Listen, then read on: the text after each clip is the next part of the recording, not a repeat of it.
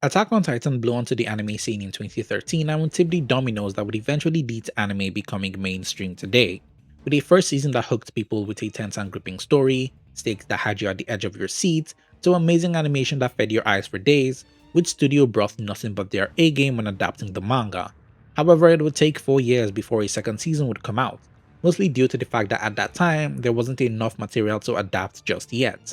So fans were stuck waiting for that eventual second season announcement, and while they did, just a year before, they'd be treated to Kabaneri of the Iron Fortress, done by the very same Wit studio, and it wouldn't take long before viewers would immediately start seeing similarities between it and Attack on Titan. But what made Kabaneri of the Iron Fortress different was it had trains. Kabaneri of the Iron Fortress was a 12-episode anime original set in a steampunk feudal Japan, plagued by the ever-present threat of zombies they called Kabane, walking corpses with the sole desire of eating human flesh. This forced humanity to retreat behind massive walls constructed around their cities, turning them into strongholds to help protect them from the Kabane. The only way people could move between cities were through fortified trains designed to withstand the Kabane, as well as they could.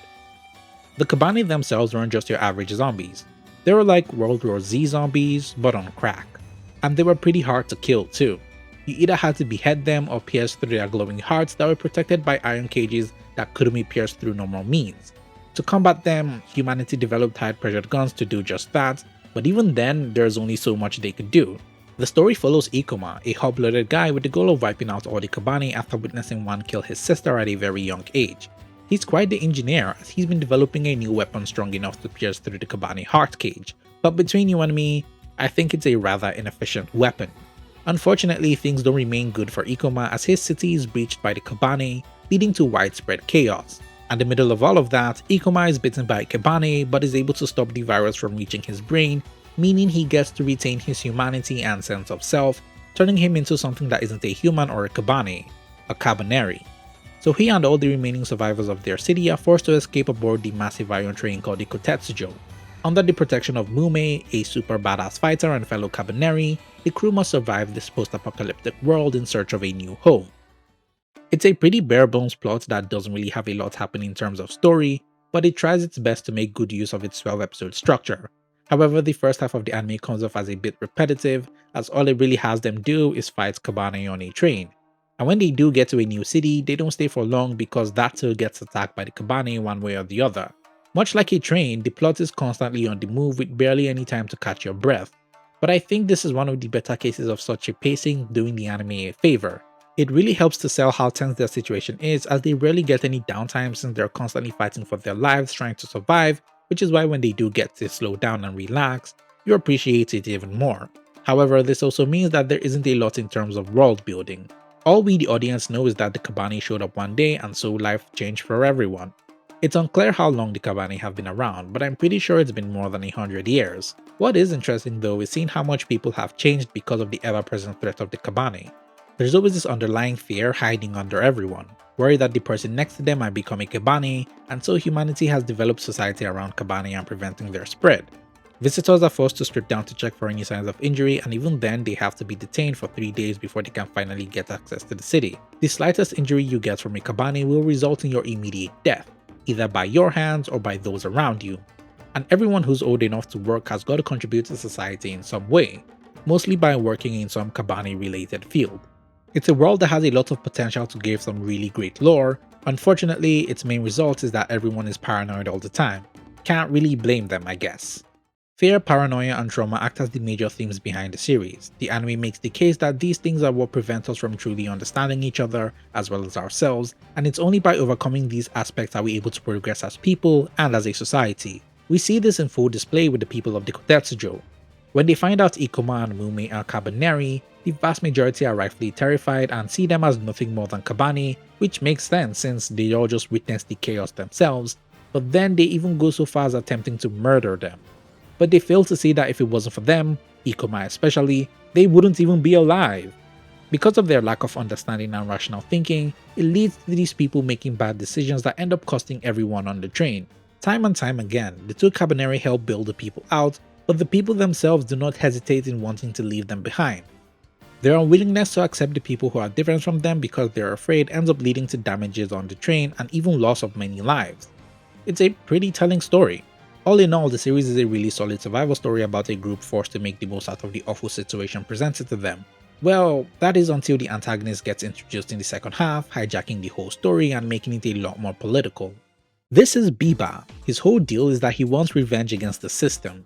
He and his group were abandoned during a previous battle, left to fend for themselves in Kabaneri-infested lands. They managed to survive, but Biba is really pissed about the whole thing and is out to take down everyone involved in that operation, including his father, the Shogun.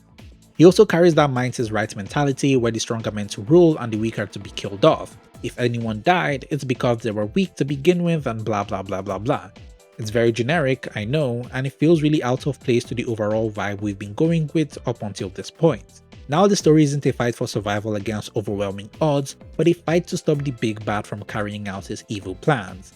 And it sucks because Biba is meant to be an exact contrast to our main character Ikoma, as deep down he's a man who harbors fear in his heart, and it's his inability to face and accept those fears that drives him to do what he does. Coupled with the fact that he's been traumatized by his father, he seeks to rid all the things that bring him fear. He's just able to hide it all behind aura and charisma. Ikoma on the other hand is a man who carries the trauma of his dead sister with him. He's just as afraid of the Kabaneri as everyone else, but he is able to face those fears and not let his trauma define him, giving him the strength to grow and understand others around him. It's why he feels so strongly towards Mume, who, at the hands of Biba, was made to believe that she was only important when she was being useful. Their conflict is one that could have benefited a lot more if it were a personal one. Put aside all of Biba's political schemings and just have the struggle come from him, I don't know, try to take over the Kotetsujo or something instead of trying to destroy what is left of humanity. That way, it makes their final confrontation after Ikuma's first defeat by his hands feel a lot more emotional, as well as make Ikuma's victory against him feel earned instead of chalking it up to plot. All the other stuff surrounding the climax feels like noise, especially Mume becoming a kaiju colony hive mind shooting massive energy beams. This is when it went full anime. It was messy and could have been handled better, but I think the end result is still a pretty watchable experience. Where the anime really does shine is in its presentation, which studio once again proved that they are one of the best at what they do, really putting their best foot forward when it came to the action. The anime's action scenes and choreography are some of the best I've seen around, and that's saying something when most of the time they're fighting zombies, which means a lot of the spectacle heavily relies on the characters fighting them. And you can see each character's personality show through their fighting styles, from Mume's agile and swift movements that have her flipping and bouncing around the battlefield almost as if she's playing, to Ikoma's straightforward attacks that aim to get as close as possible to deliver one powerful blow, to even the samurai guy, whose name I can't really remember, being precise and methodical with his strikes, showing that these are skills that have been refined for years. They all remain grounded, intentional and consistent throughout the anime, and that takes a lot of effort to actually implement. I haven't seen zombie action this good since High School of the Dead actually. But let's be for real, nothing is topping High School of the Dead. Kabaneri of the Iron Fortress is quite the technically impressive anime. From its use of 3D spaces that give you a proper sense of scale, giving you a feeling of just how massive the train actually is, and making use of some amazing camera work when the action kicks in, to the next level compositing they crank out at certain scenes to make them look even better, to even the solid sound designs that help sell the steampunk atmosphere. There are just a lot of great moving parts that come together to make for a really good viewing experience, minus the less than stellar story, which is usually the case with anime originals, but if you can judge it on its own thing and not as an Attack on Titan knockoff, you'll find out it's pretty fun, though I can't say it's got a lot of staying power. But hey, if you really did enjoy the anime, it did get a sequel movie that came to Netflix all the way back in 2019 that gives you more of the same, so it's worth giving it a watch if you've got time to spare. But that'll be it for this video. You know the drill, be sure to leave a like and subscribe, as well as consider checking out my Patreon for some extra content for just $1 a month. And with that, I'll be seeing you guys next time. As always, this has been your very favorite slice of bread. Stay toasty.